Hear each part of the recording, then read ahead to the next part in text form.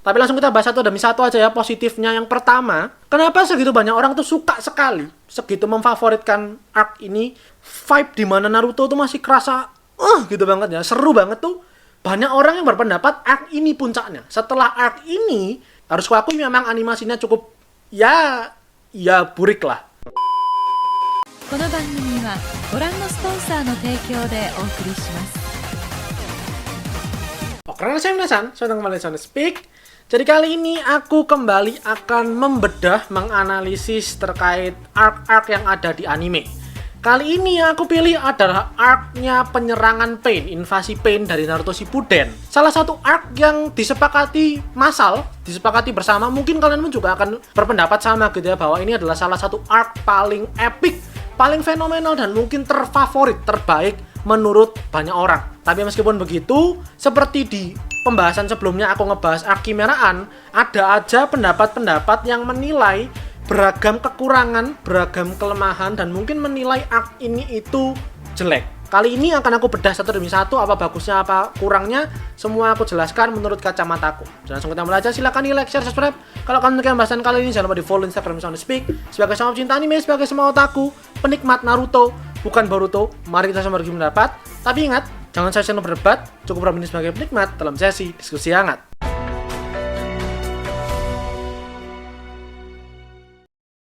Mari kita mulai pendapat orang-orang terkait kelemahan atau kekurangan dari arc ini. Dan aku sudah menemukan, sebenarnya kalau kalian coba cari itu agak susah ya, karena banyak orang yang sepakat ini arc itu epic banget. Cuman kalau kita coba cari lebih detail, lebih dalam, aku menemukan ada 3 nih yang menarik menurutku. Pertama, animasinya burik. Yap, aku setuju. Setelah aku coba nonton ulang barusan ini ya, demi konten ini aku nonton ulang gitu ya, sejujurnya animasinya Naruto itu kalau 1-10, 6,5 loh. Aku nggak ngerti apakah itu cuman pendapatku aja gitu. Cuman kalau kalian coba nonton ya, kalian akan paham, wah itu pecah lah, pecah banget. Maksudnya kalian kan sering lihat ada meme gitu ya. Ternyata nggak cuman momen-momen gitu aja, banyak juga momen yang bahkan pertempuran fluid itu kayak wah ada pecah banget lah, pecah. Cuman maksudku ya udah gitu lah ya. Maksudnya bukan menjadi sebuah masalah besar sih menurutku, karena memang kekuatannya Naruto itu di audio, voice actingnya, seiyunya itu ya, pengisi suaranya, sama backsoundnya Naruto itu juara. Dan itu yang menurutku menyelamatkan, karena secara visual sejujurnya agak nggak ngerti ya, mungkin animatornya ngelem atau gimana. Dan sebenarnya nggak bisa aku salahkan juga, karena mereka waktu itu studionya Maerot, ini arc-nya tayang tahun 2010. Di saat itu mereka menggarap Bleach juga gitu kan, sama-sama action, sama-sama pertempurannya kenceng banget dan mingguan pula. Jadi maksudku wajar ketika tenaga, sumber daya, fokus, dan waktunya terpecah kedua seri ini. Jadi harus kuakui memang animasinya cukup ya burik lah. Yang kedua adalah latihan senjutsunya si Naruto itu lama banget. Dia latihan sama kakek kata itu terlalu lama gitu ya durasinya, dan rasaku memang sekitar 3-5 episode kalau aku nggak salah gitu ya. Dan sejujurnya aku juga berpendapat sama lagi, aku setuju sebenarnya. Tapi memang latihannya Naruto kan mesti lama ya memang ya. Waktu dia latihan Rasen Shuriken sebelumnya itu juga lama banget gitu rasanya. Dan seingatku padahal kalau di manganya itu cepet, nggak terlalu dragging. Cuman kalau di animenya rasanya memang dibuat dragging banget sama Maerot gitu. Jadi ya udahlah. Harus akui memang aku setuju ketika latihan senjutsunya terlalu lama, dan itu memang part yang agak boring lah bisa dibilang. Yang ketiga adalah Konohamaru, yang entah bagaimana tiba-tiba dia bisa mengalahkan Pain. Yang menjadi keluhan orang-orang adalah banyak sekali jounin, banyak sekali chunin, banyak sekali shinobi bertalenta, berbakat, yang punya segudang pengalaman dan teknik, itu kesulitan dan kewalahan ngalahin satu Pain doang. Tapi si Konohamaru ini bocah, belum ada pengalaman banyak gitu ya. Aku pun nggak inget dia udah chunin apa belum gitu ya. Belum ada pengalaman bertempur secara real, tapi dia bisa ngalahin satu Pain.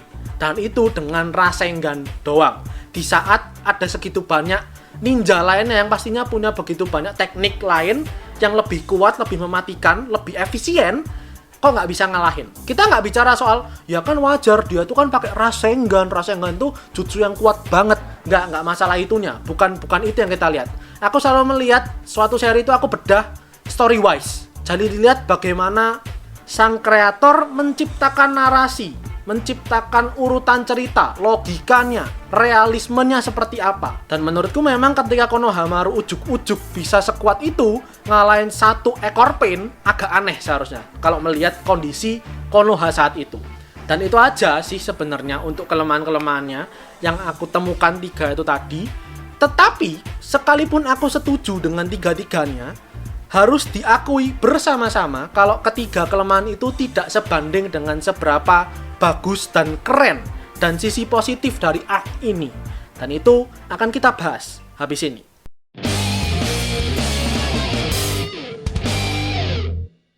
Menurut kacamata aku pribadi dan mengumpulkan begitu banyak referensi dari orang-orang gitu ya, ada 3 kelebihan utama yang bikin ini arc segitu keren dan epicnya.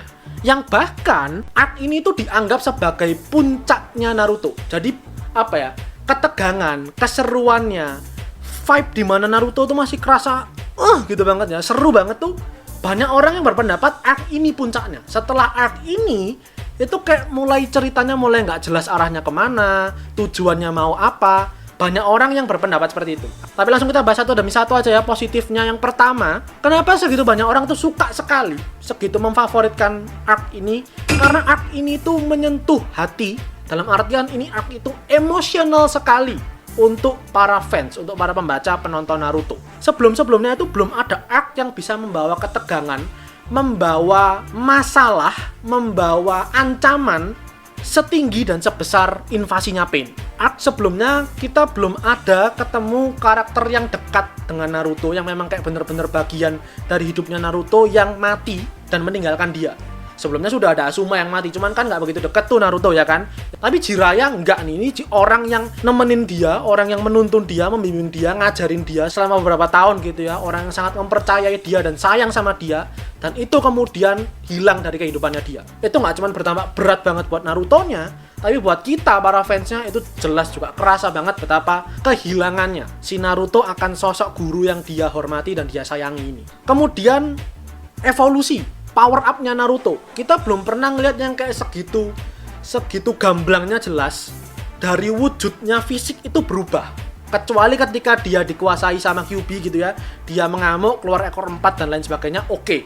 Itu kelihatan kalau dia ada power up. Tapi itu bukan karena hasil latihan. Baru kali ini kita bisa melihat perubahan wujud fisiknya Naruto, Senin Modo. Dan itu jelas lah ya, namanya target pembacanya shonen, anak remaja, anak cowok, ngerasa ada yang berbeda, kelihatan sangar gitu, orang-orang pasti suka banget. Kemudian Konoha yang selama ini adem ayem, nggak pernah ada serangan. Ya pernah aja lah dulu lah ya, si Orochimaru. Cuman kayak maksudnya secara skala kan beda. Pain kayak literally membumi hanguskan satu Konoha itu kayak udah rata bersih dengan tanah. Dan itu belum pernah terjadi sebelumnya. Sekali lagi, itu membawa masalah baru, membawa ancaman baru yang lebih besar. Karena sebelumnya kita ngelihat Konoha adem ayem tenang, sampai tiba-tiba diserang nih sama si orang-orang bertindik ini. Kemudian Hinata, jelas lah ya maksudnya, terutama buat para shippernya Naruto sama Hinata kala itu ya, ini menjadi sebuah lampu hijau, bener-bener menunjukkan si Hinata tuh segitu sayangnya, segitu cintanya, segitu mengaguminya Naruto, sampai dia rela berkorban, dia rela menghadang si Pain dengan tubuhnya dia sendiri, meskipun dia tahu dia nggak punya kesempatan untuk menang. Dan itu juga emosional banget gitu, mengikat sekali, mengetuk hati para penonton, pembaca, dan fans Naruto. Selanjutnya Minato. Kita selama ini nggak pernah lihat conversation gitu ya, hubungan dekat antara ayah dan anak. Selama ini Naruto itu cuman dibilang kamu tuh mirip sama Hokage keempat loh, udah gitu doang. Tapi dia nggak pernah bener-bener ngerti, nggak pernah bener-bener lihat, nggak pernah bener-bener berhubungan dengan ayahnya. Dan akhirnya kala itu, di arc itu, ketika kesulitan mengendalikan Kyuubi-nya yang mengamuk, dia bertemu dan bisa berbicara, bisa ngobrol dengan ayahnya, si Minato. Sekali lagi, momen emosional.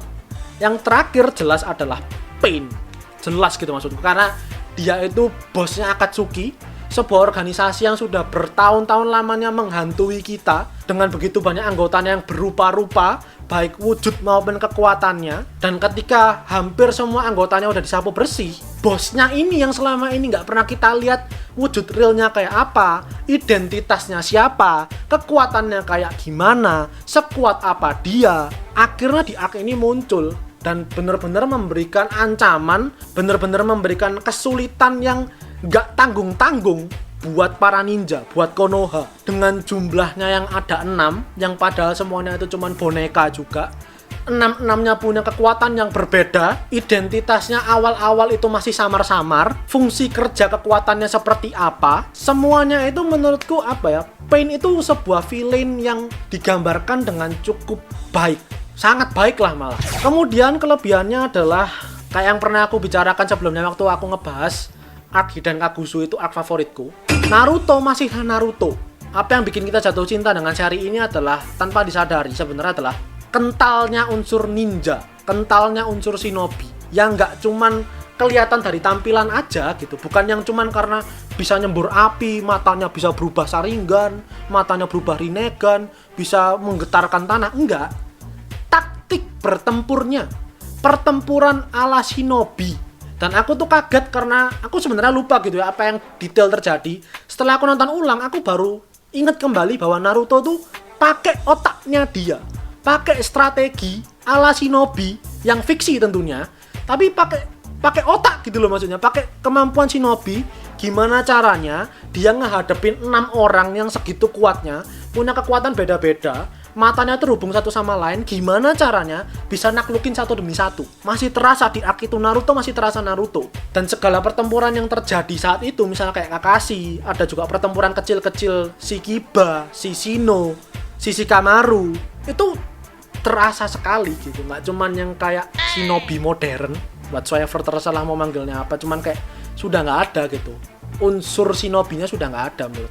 Dan yang terakhir jelas itu adalah sama kayak waktu aku bahas arc Kimeran kemarin, karena ini arc saking epicnya menurutku banyak sekali momen memorable-nya, banyak sekali momen-momen keren yang bisa terngiang-ngiang di kepala. Cepet aja lah ya aku list satu-satu, misal Shinra Tensei-nya Pain, misal si Naruto yang tiba-tiba nongol di atas kata-kata itu dengan kekuatan mode Senin-nya dia, pengorbanannya si Hinata, dan jelas terakhir di klimaksnya Naruto akhirnya diakui oleh penduduk desa Konoha. Dia bahkan dipuja-puja, dia dianggap sebagai pahlawan ketika dulu dia selalu diacukan dan dibully. Dan itu menurutku alasan-alasan baik lebih kurangnya, baik buruknya dari arc ini, yang sekali lagi kalau aku simpulkan, meskipun harus kuakui ada begitu banyak kekurangan yang mencolok mata sebenarnya, tapi menurutku kadarnya tidak sebanding dengan seberapa epic dan seberapa keren arc ini itu digarap dan disampaikan baik dari versi manga maupun animenya, terutama di animenya. Jadi itu aja untuk kali ini pembahasannya. Gimana pendapat kalian? Kenapa banyak dari kalian yang bilang ini arc segitu kerennya? Kenapa ini favorit kalian? Juga minta tolong sekali lagi, kalau misal ada saran ngebahas arc dari seri lain, taruh aja di kolom komentar atau DM atau komen di IG whatsoever, dimanapun kalian bisa menjangkau aku, kabarin aja, kasih saran aja. Jadi itu aja untuk kali ini, silahkan di like videonya. Kalau kalian suka pembahasan kali ini, jangan lupa berkomentar, di share tonton kalian, dan terakhir jangan lupa di follow Instagram Soundspeak dan subscribe buat kalian menikmati lebih banyak konten anime dan manga dari channel Soundspeak, karena anime dan manga itu yang aku suka dan yang kalian suka. So see you guys in the next video. Itadashii minasai.